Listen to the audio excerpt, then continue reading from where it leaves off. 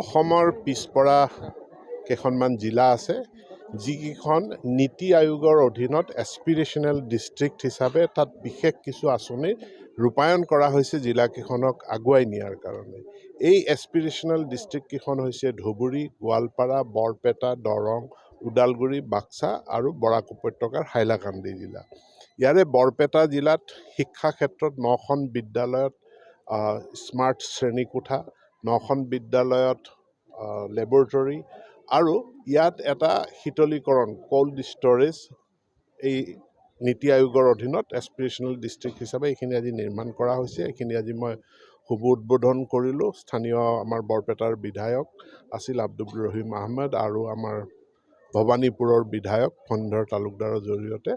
আৰু এছপিৰেশ্যনেল ডিষ্ট্ৰিক্ট হিচাপে বৰপেটা জিলাৰ প্ৰদৰ্শন পাৰফৰ্মেঞ্চ খুব ভাল। ডেপুটি কমিশ্যনাৰে জনাইছে যে আজি গোটেই পূব ভাৰতত ইষ্টাৰ্ণ ইণ্ডিয়াৰ যিখিনি এছপিৰেশ্যনেল ডিষ্ট্ৰিক্ট আছে তাৰ ভিতৰত বৰপেটা 1 নম্বৰ স্থানত আছে।